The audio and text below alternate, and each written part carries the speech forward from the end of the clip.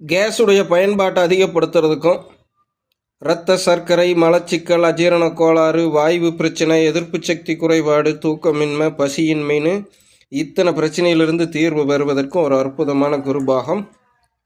சர்க்கரையை கூட்டாத மண்சட்டி சாதம் செஞ்சு கஞ்சி வடிச்சிட்டு மிச்சமானதில் தண்ணி ஊற்றி எடுத்து வச்சுருக்கிறோம். இப்போ காலை வேளையில் வெய்ய காலத்தில் அற்புதமாக எடுக்கிறோம். ஸோ ஒரு வேளை சமைக்காமல் உணவு எடுத்துக்க முடியுது. அதே நேரம் என்னதுங்க, இந்த சிலிண்டரையும் நம்ம மிச்சப்படுத்த முடியுது. ஸோ நான் மட்டும் இல்லை, 66 வயதில் பவுனம்மாவும் 43 வயதில் நானும் சாப்பிட்றோம். பிரம்ம முகூர்த்தத்தில் நம்ம குரு வித்தையை தொடங்குறதுக்கு அந்த நேரத்துக்குள்ளே உடல் கழிவை எப்படி அகற்றுறது அப்படின்னு கேட்டவங்க பார்த்துக்குங்க.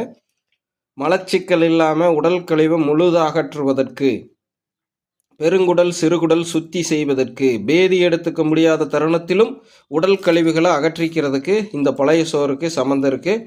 கூட பார்த்துங்க, ஊறுகாய், இரும்பு கடாயில் வறுத்த கல்லுப்பு, தூத்துக்குடியிலிருந்து வாங்கிட்டு வந்த உப்பு, பச்சை மிளகாய், சின்ன வெங்காயம், நாட்டு ரகம் பற்றை போட்டு வச்சுருந்தது வாங்கணும் இல்லைங்களா, இதோ 6 கிலோ 100 ரூபாய்க்கு வாங்கணும் இல்லைங்களா, அந்த வெங்காயத்திலிருந்து தொளிச்சு எடுத்துருக்குறோம்.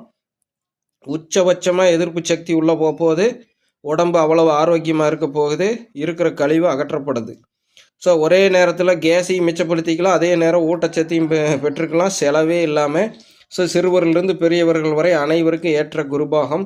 ஸோ வாரம் 2 நேரம் தயாரிச்சிங்கன்னா இது என்ன ஆகுது, 2 நேரம் சமைக்காமல் இயற்கை உணவு எடுக்கிறதுக்கு சமமாச்சு. ஸோ இன்னும் என்னென்னமெல்லாம் சமைக்கலாம், கேஸுடைய பயன்பாட்டை எப்படி குறைக்கலாம், விலையேறினாலும் எப்படி நம்ம நீண்ட நாட்களுக்கு ஒரு சிலிண்டர் வாங்கி பயன்படுத்தலான்னு வைக்கிறேன். நான் உங்கள் ஜெம்சி குரு, உங்கள் பவுனம்மாவுடன்.